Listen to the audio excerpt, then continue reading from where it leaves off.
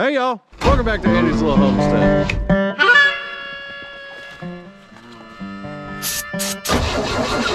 Today, we're gonna get this piece of shit old truck running. This is a 1964 Chevy C60 that I bought with no title for $1,200. I drug it out of the woods about 2 years ago with plans to work on it, and that didn't happen until just this exact moment right now. When a man says he's gonna get something done, there's no need to remind him about it every 6 months, okay? I'm gonna get to it today. I'm getting to it. This is my buddy Josh. He's gonna help me out. He's taller and better looking than me, but my mustache is considerably more glorious.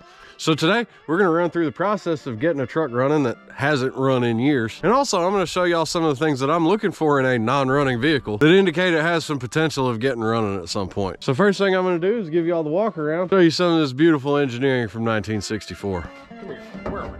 Nope. The 292 straight six, 160 squirrels of mayhem. It's not a lot of engine for what we're pushing. So I actually did an entire video on the 292 and why it's the best engine that nobody seems to want, but all in all, everything underneath here is in pretty good shape. Got our oil bath air breather over there, but one of the things that I'm looking at is the condition of all the hoses. The story on this truck is that some old guy owned it, used to haul scrap with it, then he died. Then it was sold at auction to a guy without a title. Then that guy planned on getting it running, and now it's mine. But based on everything I'm seeing, I'm pretty sure this thing was run up until the day that that man passed away. So even after sitting for 15 years, we're only down about a quart of oil, and it's pretty clean. Not like actually clean, but pretty clean. There's no chocolate milk in there, so that's a pretty good sign. It looks like they put well water down this thing at one point. You can see that buildup on the radiator, but 292s are pretty hard to overheat. So even if the radiator's not functioning at, its fullest potential, it should be all right. Or maybe not, we'll see. It's got a Bluetooth power steering pump. That's really fun to roll down the road with. I used to haul 14,000 pounds of shingles behind. Did I mention that I had this truck before? Not in the video yet. Yeah, so I used to have this exact truck. It was a 64 C60. I used it to haul shingles. Insurance didn't know what it was. It cost me $12 a month. That might be illegal. Anyway, it's really fun rolling down the road with manual steering and that much weight behind you. This thing has a beautiful paint job. You gotta pay extra for that. That's called patina. Look at that interior. Mint. Absolutely beautiful. The mice decided this would be a nice warm place to live for the winter. Oh God. Little dude scared me. He ran right out. Smells real good in here. No, that mouse really did scare me. I was not expecting him there. Now, one thing you'll notice in here, there's no ignition. Ain't got any of that. Got what's left of a switch. We could probably work with that. Now, one of the big things that I noticed about this truck when I bought it was, and still is the case, all the tires hold air. Like every one of them. Which again is a pretty good indication that it was used up until that point when it stopped getting used. That was kind of a dumb, redundant statement. Anyway, so it's kind of hard to see over there, but it's got a PTO shaft that runs to a hydraulic pump and a big old dump bed. I don't know if it works, but we'll find out. Look at the size of that rear axle. That's actually a 2-speed planetary gear setup. It's shifting these is fun. Hopefully we get to it. It may not be today. Now these trucks actually did have power brakes, but I think that booster's about gone. I think that's I think that ship has sailed. You evicting the mice? Trying. Well, it's getting warm this year anyway. They'll be all right. It's got the original engineered by Chevrolet sticker. That had 6 horsepower. So I reckon the first thing we're gonna do is put a battery in here. Unfortunately, I know of a truck that has 2 batteries in it. We're almost done plowing for the year, so I think we can steal this one. All right, so actually, I may not go with that because those are side terminal. Conveniently enough, I've got a top post right here. This hasn't run in a while. 11.9, that's pretty dang close. I think we can use this one. There we go. Now you notice I didn't put the negative side on. I don't know if anything's under load because we've got no key. But if I see sparks when I touch this, then I know that there's a load or a short somewhere. There is not a load or a short anywhere.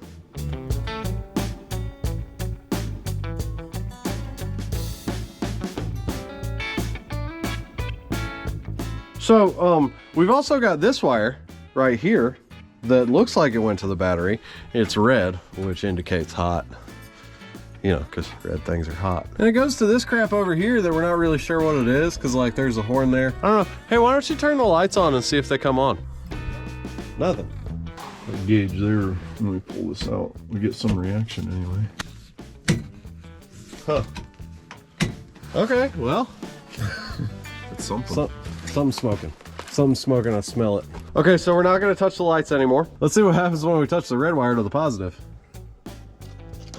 Nothing is happening. So I'm gonna say that we can probably like put this red onto the positive permanently because it's not shorting out anywhere and I don't see any more smoke. Some high level automotive engineering happening this morning on Andy's little homestead. All right, so we at least know that we've got some kind of ground because there was a reaction when pulling that thing out. So electricity's running round and round. I think the next thing to do is the part that I'm nervous about. So underneath here we have what remains of a push button switch. And those two wires go down to the solenoid. And knowing that we've got a ground and the battery is hooked up, when I touch those two together, it should at least try and spin the starter. I don't know if it's gonna happen, but we'll see. Oh. Holy crap. She turned. She hasn't turned in 15 years. This is exciting. Do you think I needed to use a wrench for that? Do you think I could just like pinch? It might work. It might. No, I got a button. I got a button. Right there. That's why rednecks don't throw anything away. So realistically, the 12-volt battery really should read like 12.6. The 11.9 was just, you know, it's like, it has some juice, but not enough juice. It's basically like Sunny Delight or something. It's like 5% juice, not real juice. So I'm gonna put this switch in and then we're gonna hook the jumper cables up to here and try it again.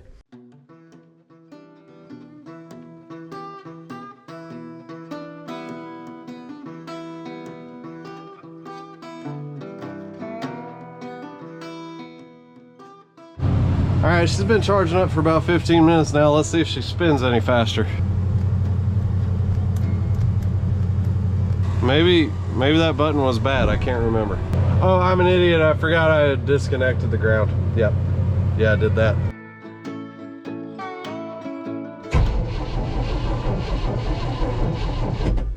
All right. Sounded like you had compression too. Yeah, I think so.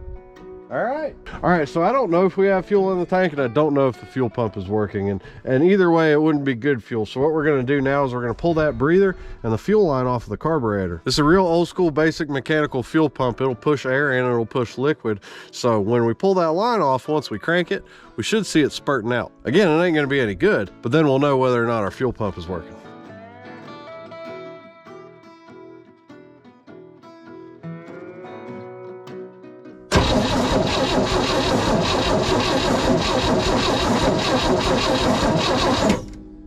Nothing.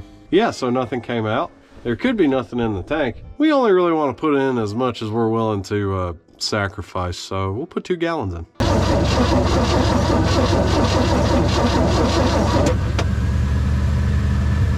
All right, so it may not actually be pushing anything just because it's not cranking very fast, and if it was completely empty, it would take a while, or the fuel pump doesn't work. And we don't know if we've, well, I guess we should check and see if we got 12 volts to the coil, huh? And in other news, we figured out where our, how our ignition switch works. This is a screwdriver model. There's our fuel gauge. All right, that's progress. That explains why there's a screwdriver on the dash. That's a happy spot. Wait, so what was the point of the button? I suppose it's hard to get it into the start position. Yeah. So that's... All right, whatever. All right, so what the ignition coil does is it takes lower voltage and much higher amperage, and it condenses that crap down real tight so it can throw sparky sparks. But when the key is in the on position, you gotta have 12 volts to the coil. So, 1 to there, 1 to the return, and we're reading almost 12.6 on the voltage. That's a good thing. If everything else is working, we should be able to make a spark, and that would be exciting. Of course, that's hard to do when you don't have fuel going to the carburetor, so we're gonna take a little hop down the bunny trail with the ether bunny and see if something happens.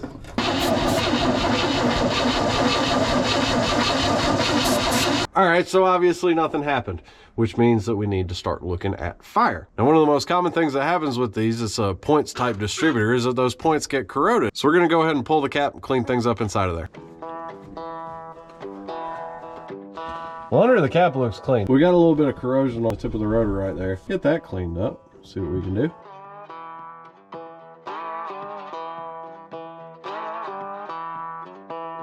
All right, so the last thing that we're gonna do before we try and crank this again, I've actually got a little spark checker that goes in line. We're gonna plug that in, and if it lights up, then we're making sparky sparks. Well, I might have another coil up in the shop, if that's it. I don't really know. Y'all, it's a good day. Not only did we find an ignition coil, we got a whole set of plug wires. So let's get all that swapped out. Maybe something will happen then. There we go. So those plug wires I got because I have that 292 that's rebuilt, ready to go, and it was supposed to go in Stacy and it didn't, and I feel bad about that. Sometimes life changes things. And that coil came like, it was like for a tractor. I don't remember which tractor I bought it for and ended up not needing it, but for old stuff, a coil is a coil. It's pretty much all the same. So we'll hook up the spark tester to it, see if anything happens.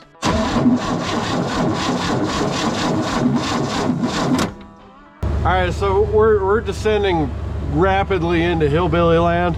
It looks like the inside of that is missing the little nubby. Makes contact with the rotor. So we're gonna cut some metal out of this and we're gonna sand it up, we're gonna shove it in there, we're gonna tighten the cap down, and we're gonna see if that does it. It might work.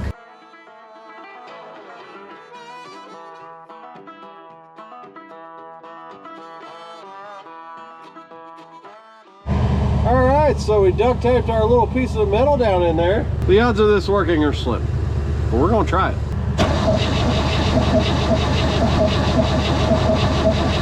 Well, it was worth a shot, but it didn't happen. Unfortunately, the 292s are becoming increasingly rare, and most parts stores aren't gonna have a distributor cap for that. But I know a place. While we're out, we're gonna get some spark plugs too.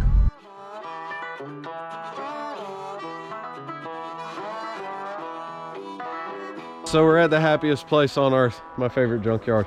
And Bobby said to poke around these boats. They either have, a couple of them have 250s in them, and the 250 and the 292 have the same distributor cap. So we're gonna start looking. Nope. Maybe this one over here. Nope. There's an old C60 in there. That's between 60 and 63 because it's got the knee knocker doors. Another one right there. This truly is the happiest place on the planet. This is my favorite place in the world. I love it. Nope. Nope.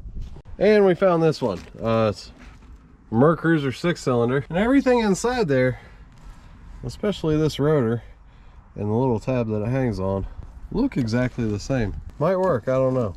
We're gonna hang on to it. All right, so I Googled it. Apparently in the 60s, the Mercruiser 160 horse straight 6 was just a 230, but also a 250. And look, we found another one. GM right there too. Beautiful. There's a pretty good bet on this one too. I think this is the one. Definitely has the little nubby not missing there in the center of the cap. Everything in here is like really clean. And I learned something new about the crossover between Mercruisers and GM engines. So it's a good day, man. I also found a really heavy gauge metal barrel with a locking lid. I needed it. I needed it. You sound like my wife. I needed this. And there we go. She's all on there. And I'm pretty damn nervous because I don't know what else to do after this. I guess we'll see what happens. So we're not even gonna bother putting the spark tester on there. We're just gonna spray some ether down and crank it because trucks can smell fear. And if you display any sort of lack of confidence in what you're doing, then it's gonna do something else. And we don't want that. She's gonna start, she's gonna run. It's gonna be great.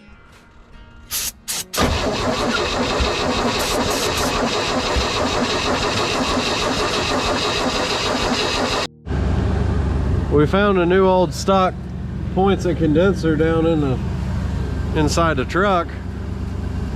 That seems like the next part to load into the parts cannon and fire away, so we're gonna do that. Take 687.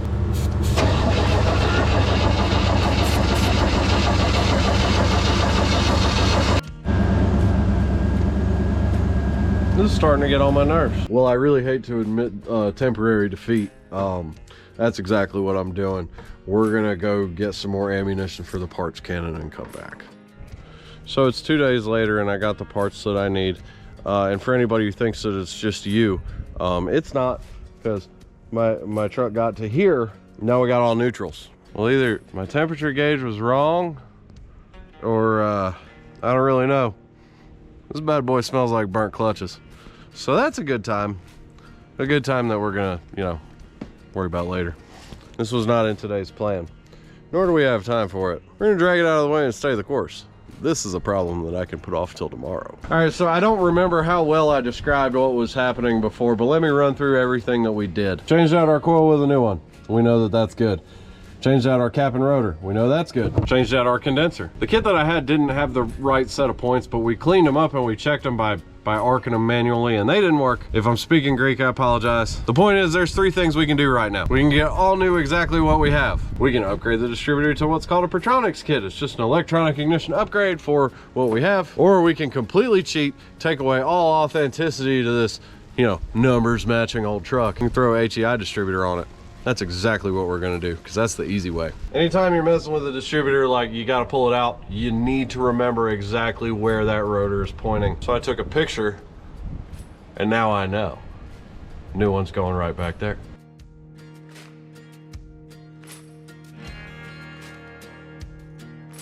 You got the power and ground plug for that? Nope. No, we're just gonna run a wire from here to there. I don't need a damn key. She's running today. All right, so I guess I should maybe teach something instead of just doing things. The distributor has a single bolt right down here, and it's got a little hold down clip that holds it in place. So all you gotta do after you get all the other crap out of the way is undo that, and she'll pop and actually twist right out because it's got a helical gear on the bottom of it. Here's our clip. Vacuum line on there. And there's our distributor. So here's our original points distributor, and here's our HEI. It's got a coil up in the cap. Everything's all self-contained. If I got 12 volts going to that one, she should make a spark.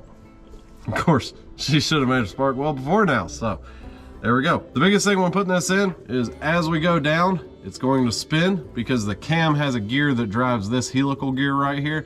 And then our oil pump drive on the bottom here, that slot needs to fit in too. So you may have to stick a screwdriver down in that hole and kind of fiddle with it to get it to line up just right. But again, as long as our rotor's pointing the same direction, and we put everything back on, we should be good.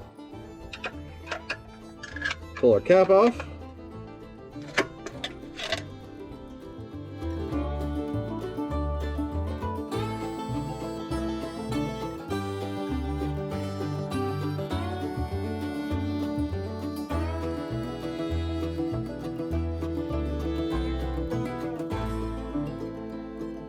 All right, so we're having a real hard time lining this bad boy up. So we pulled the helical gear off the bottom of the old distributor, and what we're gonna do, we're gonna use this paint pen here and mark out the line of where it's pointing.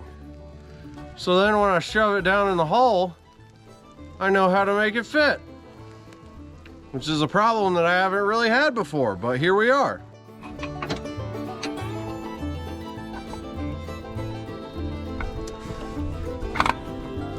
Why are you not fitting? So I'd like to say that we put the mark on there, we got it lined up, and I got it in perfectly the first try after that. I didn't. I tried like 18 more times, and then he just forced it, and it fit. Spit on it. Yeah, sometimes you got it. Well, I don't have to, but. So we're gonna put this hold down clip back in, and it's kind of annoying because you're going blind at it. We're gonna get it snug, but we still want to be able to rotate the distributor itself, because that's how we're gonna adjust our timing. I don't have timing marks on here, surprise. So we can just kind of listen to it and figure it out. Hey look, it's raining now. Anyway, from here, we've got to put our cap back on, we've got to get our wires back, but the wires have to go back in the right place. Easiest way to remember it on the 292 is 15's too young, 36 is too old, 24 is just right. So our firing order is 1, 5, 3, 6, 2, 4.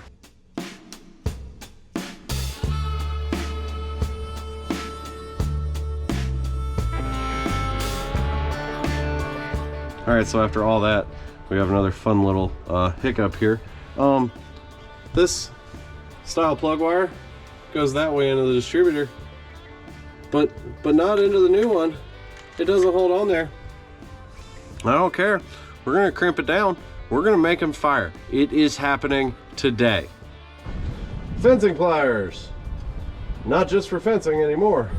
All right, so the last thing that we gotta do before we can crank this is just get 12 volts to there. But I don't want to run the original wire that went to the coil, because that circuit, though I don't know if it really was, is supposed to be ballasted. Basically, that coil doesn't actually want the entire 12 volts, and it will start causing problems if it gets too much. That's the 1,000-foot view and what the internet told me. So basically, just for the sake of getting it to run, we're going to send this distributor straight to the battery, and we're going to crank.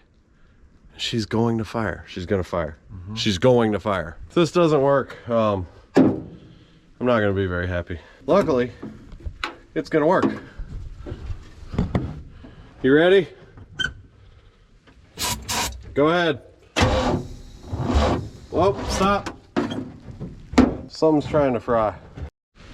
You know, of course, the battery's dead. We got to jump it now. You know, it can't just be done. Go ahead. Hey! Oh, yeah. That was a pop. It tried to start. Well, yeah, I mean, I just did 2 quick shots of ether. With fuel, it would stay running. Oh, well, I got a plan for that. So here's what I did. I got my gas can right there. I cut off my fuel line. We'll find out real quick if the fuel pump is working. And we just siphon that bad boy down into the carburetor, and she go run.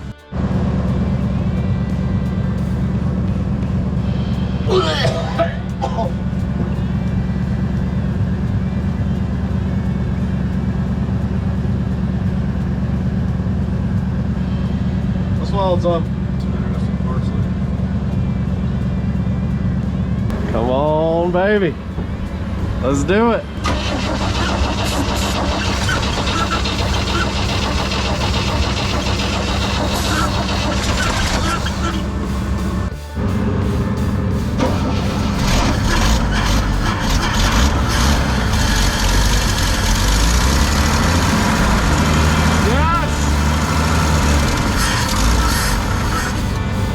Dude, Must be bone dry in there. yeah, we could have a clogged jet. I'm sure that accelerator pump's gone, but she ran. Smooth. She f***ing ran. The timing might be close too. I think so. That was revving up. Can do it again.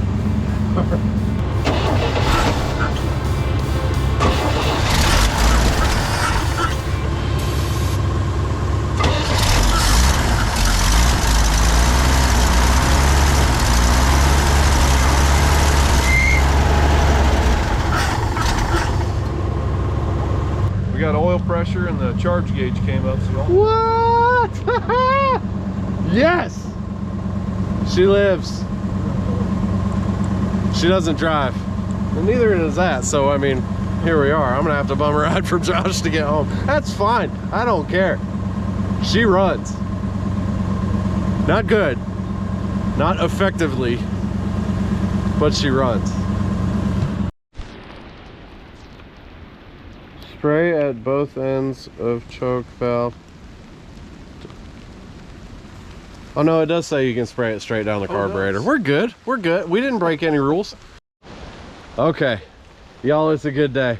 I'm so dang happy about this truck. I mean, she didn't even like throw a bunch of smoke or nothing. Like she's close. But knowing that this bad boy has just sit in the woods for 15 years, hasn't run, and she lives again, y'all, that is a great feeling. Working on old trucks has real like attic personality vibes about it, because it's just like, this sucks, this is going wrong, dang it. Oh yeah, that's the stuff.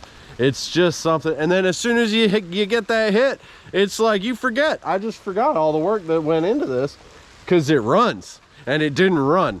Y'all, it's a good day. I'm so dang happy. There's probably other stuff we could have done with the points distributor. You can argue about it in the comments. I don't care. I'm happy. Big Debbie number 2 is back. As always, I hope y'all enjoyed, and I hope you learned something. I love you, and God bless. The solution to pollution is dilution, so I'm gonna drink this water and then my blood will only be a little bit gasoline.